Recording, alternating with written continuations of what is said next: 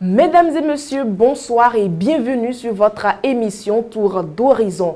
Dans le bulletin d'information, retenez que 2 médicaments sont désormais interdits de vente sur le marché béninois. Il s'agit du sirop antitusif Ambronol et du sirop antigrippal Doc 1 Mass.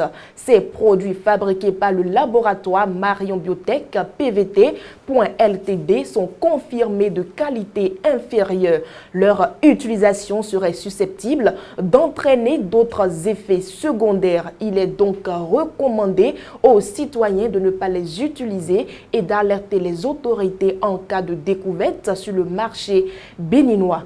Nous parlons à présent du chef de l'État Patrice Talon qui envisage de faire des réformes dans le secteur des médias. Il a officiellement annoncé sa vision le jeudi 12 janvier 2023 lors de la présentation et échange de vœux avec les institutions. La RAC a été missionnée pour faire des propositions dans ce sens. Que pensent les professionnels des médias de la vision du chef de l'État? La réponse dans cet élément. Je puis vous dire d'entrée que c'est une très bonne nouvelle parce que la presse est d'abord le 4e pouvoir et nous sommes actuellement à l'ère des réformes au Bénin, des réformes qui touchent presque tous les secteurs de notre pays. Évidemment, nous sommes heureux que le chef de l'État ait pensé que désormais, il faudrait aussi qu'au niveau de la presse, il y ait des réformes. Et notre souhait est que cette réforme tienne véritablement compte des priorités de la presse béninoise et que chaque professionnel des médias, quel qu'il soit, se retrouve dans ces réformes-là. Quand nous prenons les réformes qui sont en cours dans le pays, le chef de l'État n'a pas pris le soin de confier ça à quelqu'un. Le chef de l'État a pris l'initiative et a mené des réflexions avec les acteurs et des réformes ont été engagées, c'est comme ça. Et personne n'a dit au chef de l'État que la presse béninoise minait pas des mots. C'est parce qu'il a réfléchi et il sait très bien que la presse béninoise est minée pas des mots. Donc, il doit normalement savoir quelle solution apporter, comme il a fait dans d'autres secteurs. Maintenant, confier à la HAC, c'est parce que, pour moi, je crois que c'est parce qu'il sait très bien que s'il engage cette réforme, ça ne va pas aboutir, ça ne va pas donner grand-chose. Parce que la presse aujourd'hui, le secteur de la presse, c'est beaucoup plus le secteur privé. Ça va être des documents produits, mais qui vont encore dormir dans les tiroirs. Et je suis certain que les journalistes qui rêvent déjà que voilà, c'est la fin de leurs problèmes se laissent aller par des émotions tout simplement. Si aujourd'hui nous sommes en 2023 et le chef de l'État décide en fait de regarder aujourd'hui dans le secteur de la presse parce qu'il a déjà fait des réformes un peu partout, il sait qu'aujourd'hui, honnêtement parlant, disons la vérité, le monde de la presse est un peu précaire. Nous souffrons trop.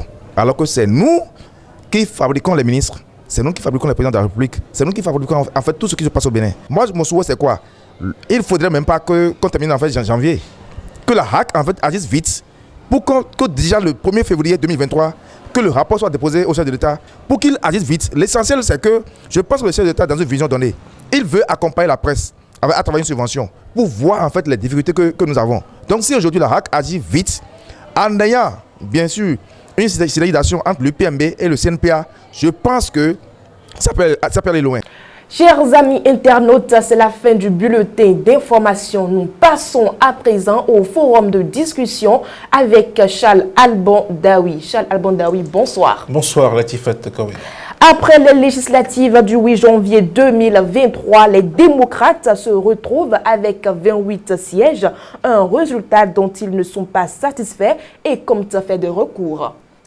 Oui, il faut déjà se réjouir du fait qu'ils aient choisi d'utiliser la forme légale de contestation des résultats. Parce que vous savez, bon, ce n'est pas extraordinaire que de contester des résultats issus d'une élection. Mais quelle est la forme de contestation que l'on utilise? Donc il faut déjà se réjouir et saluer le fait qu'il n'y ait pas eu d'appel à manifestation ou à contester les résultats à travers des formes qui ne sont pas vraiment républicaines. Il faut d'abord saluer cela. Et donc, c'est de leur plein droit s'ils estiment que les résultats qui ont été donnés, les résultats définitifs bien sûr, qui ont été donnés ne sont pas à la hauteur de ce qu'ils ont fourni comme effort sur le terrain. Il est donc de leur droit que d'introduire des recours pourvu que ça soit fait dans le délai légal, pourvu que ce soit fait dans les formes exigées par la loi. On verra par la suite eh bien, les réponses qui seront données par la Cour des 7 sages après que ces recours-là seront donc introduits dans cette instance qui régule les élections dans notre pays. Voilà. Charles Alban-Daoui, en dehors des recours, l'on entend dire que les 28 députés du Parti Les Démocrates ne vont pas siéger à la 9e législature. Oui, vous le dites comme ça, c'est une rumeur, il faut le dire, puisqu'il n'y a pas eu de position officielle venant du parti qui annonce cette prise de position. Mais si ça se dit ça et là, c'est que peut-être il y a eu des gens qui ont pensé cela. Et quand on parle des recours, quand on voit également la contestation des résultats qui est faite par ce parti, on peut envisager cela. Mais vous savez, ne pas siéger à la 9e législature n'est pas une bonne option pour le parti Les Démocrates. Quand même ils ont eu 28 députés et représentent une minorité au sein de ce Parlement-là, il n'est pas dans leur intérêt que de ne pas siéger. Vous savez, pour en arriver là, ils ont dû faire un long et dur combat.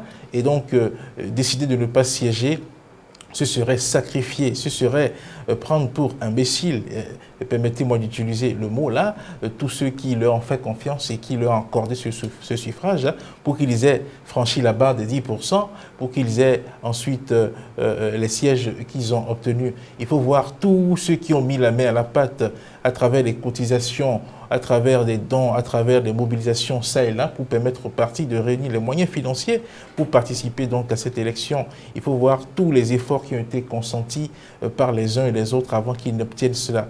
28, vous savez, au sein de la 9e législature qui va compter 109 députés, ce n'est pas petit. C'est vrai que c'est une minorité, mais nul ne sait de quoi l'avenir sera fait. Il faut entrer dans la danse pour pouvoir jouer sa partition. Vous savez, le Parlement, on lui a dévolu certaines missions. Et avec la 8e législature, le peuple, les observateurs ont pu constater que voilà, le rôle, par exemple, du contrôle de l'action gouvernementale n'a pas été concrètement bien joué.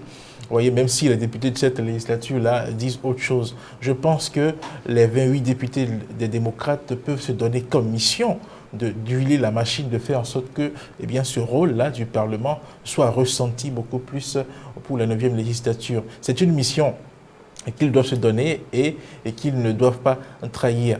Donc l'idéal pour eux, c'est de siéger à la 9e législature parce que, comme on le dit en politique, tout ce qui se fait en votre absence se fait contre vous. Il vaut mieux être à la table, il vaut mieux être à l'endroit où eh bien, les décisions sont prises pour pouvoir jouer concrètement sa partition. Donc, moi, je pense que quoi que l'on dise, malgré les contestations, malgré les recours qui veulent être introduits, il est important que les 28 députés des démocrates siègent à la 9e législature parce que eh bien, le peuple, les électeurs qui leur ont fait confiance se retrouvent à travers eux et ne pas siéger, c'est priver une partie du peuple de représentants au sein de la 9e législature et cette décision-là ne peut pas être une décision responsable. Merci à vous, Charles Alban-Daoui. C'est moi qui vous remercie. Ainsi prend fin le forum de discussion du mardi 17 janvier 2023. Mesdames et messieurs, découvrons ensemble la vidéo du jour.